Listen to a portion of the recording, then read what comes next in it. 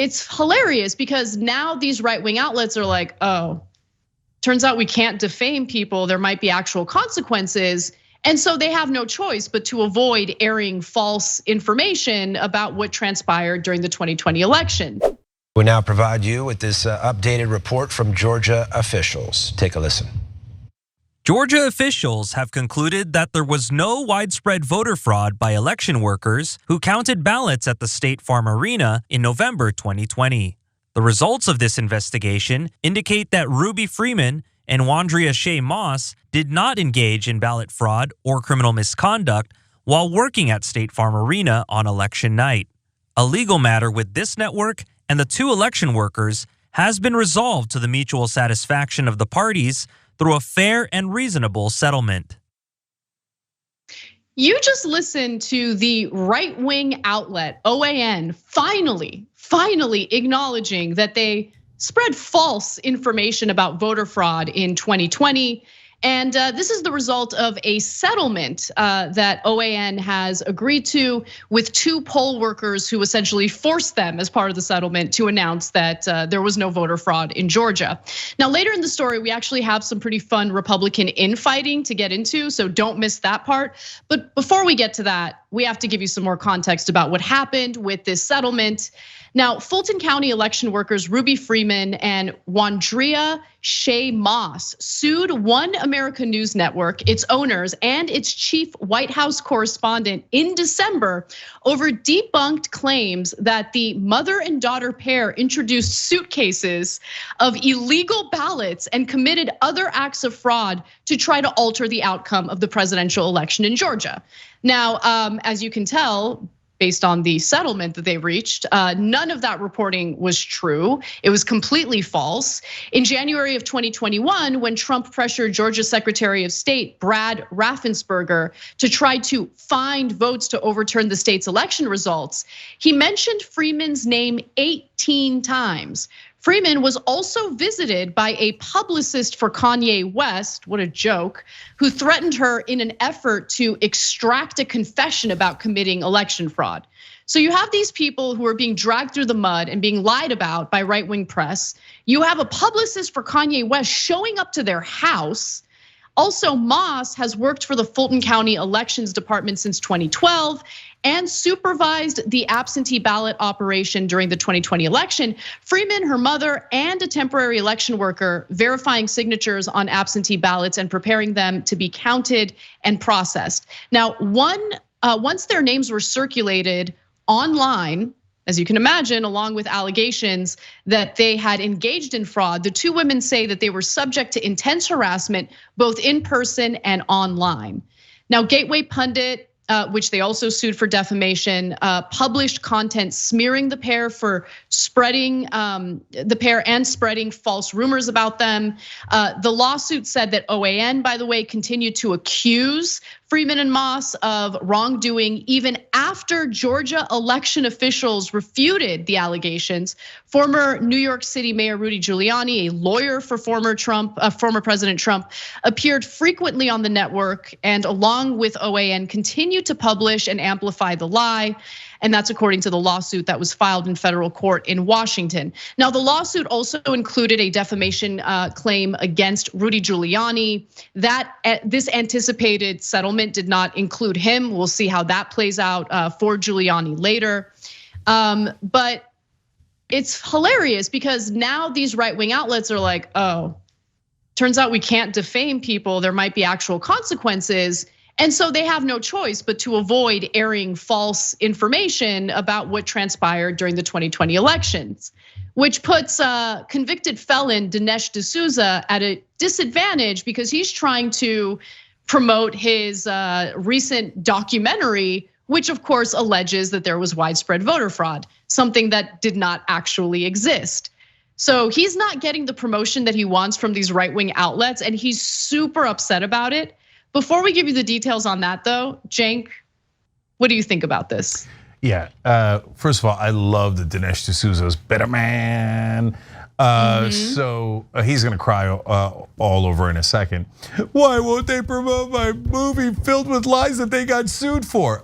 Maybe because they got sued for it because it was filled with lies. The same lies. It's not they haven't been sued for the movie yet.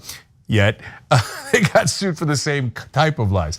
And speaking of which, Giuliani said on Sean Hannity's show about the same two people that OAN had to settle with, that they were committing obvious fraud. Was it? Was it? So look, guys, the one downside to the story is Fox News, OAN, and Newsmax lied 1,000 times and drilled it into all of the Republicans' heads that the election was stolen. At the end, yes, these two people happen to get money from OAN, but OAN did a 30-second announcement. Oh, by the way, we were lying all along. Nobody saw that. And you think they're seeing the articles in this video showing that OAN was notorious liars and did it on purpose and had to pay money for all their lies? No, they're only seeing right-wing media. So most of the right-wingers will never see that. And they won't see that 30 seconds that OAN ran. So all they'll know is the thousands of lies that they heard before. That's why they all believe that the election was stolen. Now let's get to Dinesh D'Souza, okay? Because he's on a rampage, like he's losing his mind. He's going after Tucker Carlson and his team. I'm here for it. He says via Twitter, I'm sorry to say Tucker Carlson and his team specifically instructed Catherine Engelbrecht of True the Vote not to mention the movie.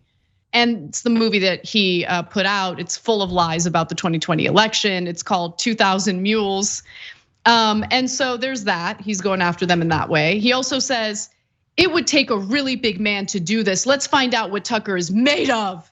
And he's quote tweeting someone who had said, I would like to see Tucker Carlson have Dinesh D'Souza as a guest and discuss 2,000 Mules, blah, blah, blah, blah, blah. You get the point.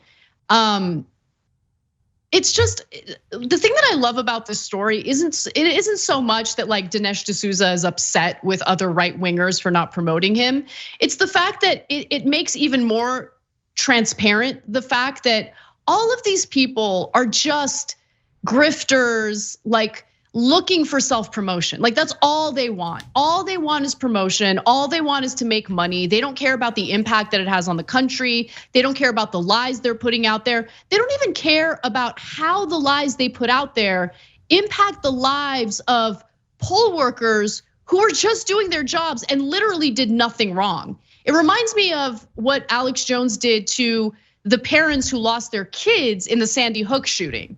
Right? The Posner family had to move 7 different times because Alex Jones was lying about them, calling them crisis actors, saying that shooting was a false flag operation, to the point where members of his audience were sending violent threats to the family, following them, harassing them. Alex Jones doesn't care. He was making his money. Same with Dinesh D'Souza. He doesn't care that he's putting out all sorts of lies. The thing that upsets him the most, more than anything, is that he's not being promoted enough by the goons on the right. It's amazing. Yeah, so the person that he quote tweeted there said, this movie's the mother of all bombshells. Well, Fox News is not like, hey, you know what? We have definitive evidence that Donald Trump won the 2020 election, but we don't want to tell you.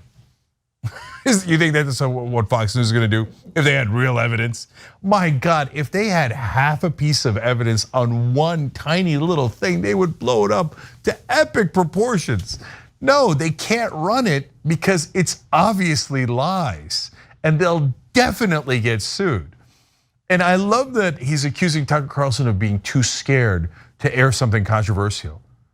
The dude has a documentary about testicle tanning. He's made up the most insane things and said the most ridiculous things ever said on television. He's not too scared to run your theory.